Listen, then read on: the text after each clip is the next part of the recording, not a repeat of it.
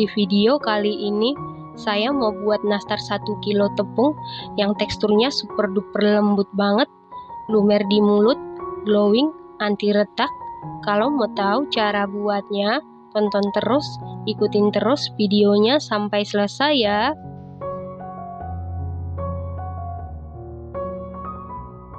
Pertama-tama siapkan wadah, lalu masukkan 550 gram margarin, lalu tambahkan 250 gram butter. Kalau mau menggunakan full margarin juga boleh. Total yang kita gunakan sebanyak 800 gram ya teman-teman. Margarin yang saya gunakan merek Royal Palmia, dan untuk butternya saya menggunakan Wisman. Setelah itu masukkan 190 gram gula halus. Gula halusnya ini wajib kita ayak karena gula halus sering menggumpal ataupun bergerindil. Gula halus bisa diganti dengan gula pasir yang di blender ataupun di food chopper. Kemudian mixer menggunakan kecepatan sedang. Ini kita mixer cukup 1 menit saja, jangan terlalu lama. Nanti kalau terlalu lama margarinnya bisa meleleh dan pada saat dipanggang menyebabkan kuenya melebar.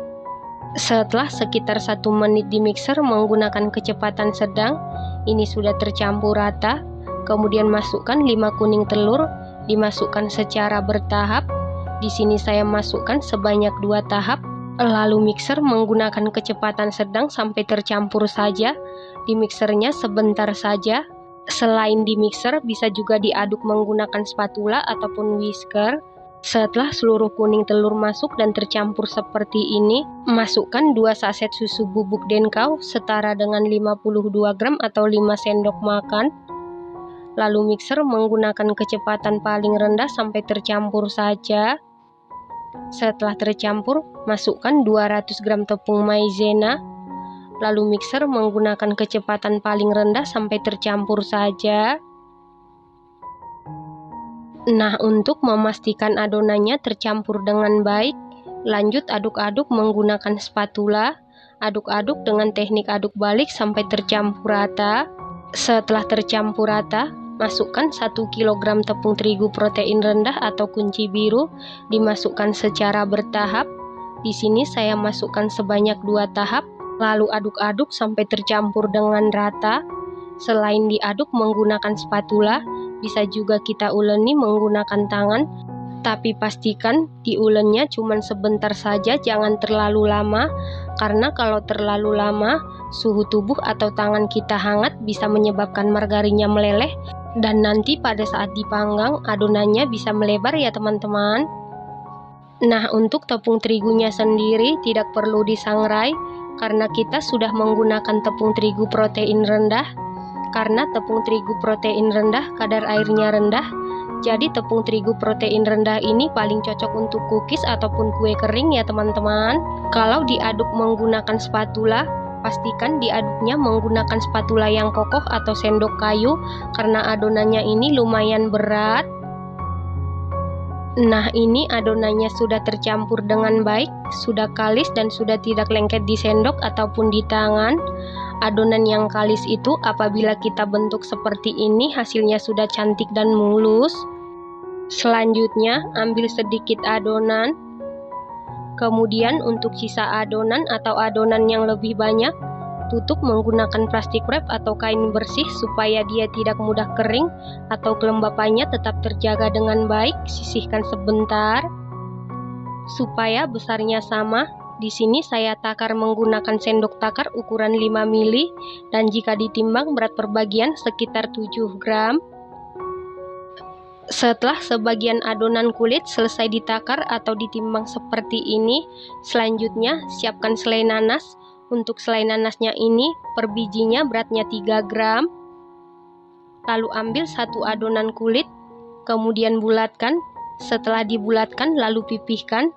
Setelah dipipihkan, taruh selai nanas di bagian tengah, kemudian bulatkan kembali sampai mulus dan halus, jangan sampai ada yang retak.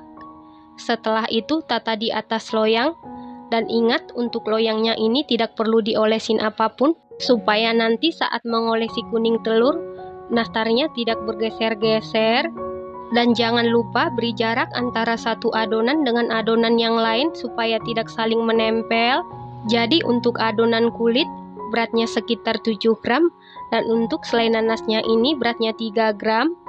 Selai nanas yang dibutuhkan di video atau di resep ini sebanyak 1 kilo 50 gram ya teman-teman. Setelah seluruh adonan kulit selesai diberi isian dan dibulatkan seperti ini, lalu ini siap kita panggang. Dan ini oven tangkringnya sebelumnya sudah dipanasi menggunakan api sedang cenderung ke kecil sekitar 10 menit. Lalu masukkan loyang yang berisi adonan ke dalam oven. Di sini sekaligus saya panggang 2 loyang. Saya taruh di rak paling bawah dan di rak paling atas. Kemudian panggang menggunakan api sedang cenderung ke kecil sekitar 40 menit. Nanti di menit ke-20 tukar posisi loyang yang dari atas ke bawah, yang dari bawah ke atas supaya matangnya merata. Dan jangan lupa untuk lubang yang di atas dibuka. Nah, untuk oven listrik sebelumnya juga sudah dipanasi sekitar 10 menit. Dan ini ovennya sudah panas. Lalu masukkan loyang yang berisi adonan ke dalam oven. Panggang di suhu 140 derajat Celcius, api atas bawah selama 35 menit sampai matang. Untuk oven tangkring sudah 20 menit, tukar posisi loyang yang dari bawah ke atas, yang dari atas ke bawah, dan jangan lupa untuk posisi loyang atau arah loyangnya diputar-putar sesering mungkin, yang dari belakang ke depan, yang dari samping kiri ke kanan supaya matangnya merata, karena oven tangkring panasnya tidak semerata oven listrik ya. Kita kembali ke oven listrik setelah 35 menit ini sudah matang. Kemudian angkat dan keluarkan dari oven. Lanjut panggang sisa adonan. Yang di oven tangkring juga sudah 40 menit. Ini sudah matang. Kemudian angkat dan keluarkan dari oven. Lanjut panggang sisa adonan. Setelah itu biarkan dulu kue nastar yang sudah matang sampai dingin atau suhu ruang. Nah, ini adalah hasil pemanggangan dari oven tangkring. Matangnya merata, tidak gosong, atasnya juga tidak retak, mulus. Yang dari oven listrik juga sama, matangnya merata, atasnya mulus tidak retak. Menunggu kue nastarnya ini dingin atau suhu ruang, siapkan 9 kuning telur. Lalu tambahkan 9 sendok makan minyak goreng atau minyak sayur.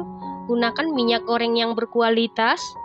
Supaya warnanya lebih cantik, tambahkan 9 tetes pewarna kuning telur. Kalau menggunakan kuning telur omega, untuk pewarna kuning telurnya ini bisa di skip ya teman-teman. Setelah itu aduk-aduk sampai tercampur dengan rata.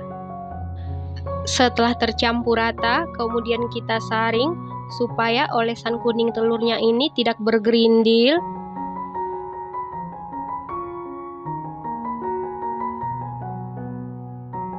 Setelah kue nastarnya ini sudah dingin atau suhu ruang, kemudian kita olesi kuning telur. Nah, untuk mengolesi kuning telur ini, pastikan menggunakan kuas yang halus supaya hasil olesannya cantik dan mulus.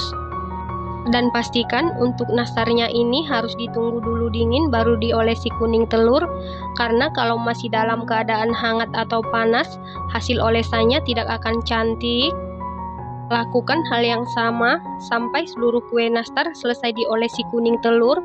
Setelah seluruh nastar selesai diolesi kuning telur, biarkan dulu sampai olesan pertamanya ini kering. Setelah olesan pertama benar-benar kering, kemudian kita olesi lagi untuk yang kedua kalinya supaya hasilnya cantik dan glowing. Untuk bahan olesannya ini sebaiknya sesering mungkin diaduk-aduk supaya tidak bergerindil ya teman-teman. Lakukan hal yang sama sampai seluruh kue nastar selesai diolesi kuning telur untuk yang kedua kalinya. Setelah selesai diolesi kuning telur untuk yang kedua kalinya, ini siap dipanggang kembali. Untuk oven listrik, ovennya ini masih dalam keadaan panas. Lalu masukkan loyang yang berisi kue nastar ke dalam oven. Kita panggang di suhu 100 derajat Celcius, hanya menggunakan api bawah saja sekitar 10 menit. Ingat jangan menggunakan api besar. Nah, untuk oven tangkring juga masih panas. Lalu masukkan loyang yang berisi kue nastar ke dalam oven. Sekaligus saya masukkan 2 loyang. Panggang menggunakan api yang sangat kecil sekitar 10 menit. Dan untuk lubang yang di atas ini tetap dibuka. Setelah sekitar 10 menit dipanggang, ini yang di oven listrik, kuning telurnya sudah matang atau kering. Angkat dan keluarkan dari oven. Yang di oven tangkring juga sudah 10 menit. Angkat dan keluarkan dari oven. Saat nastarnya masih dalam keadaan hangat atau panas, langsung kita sapu menggunakan kuas yang lembut supaya hasilnya lebih kinclong. Lakukan hal yang sama sampai seluruh adonan selesai dipanggang dan diolesi kuning telur.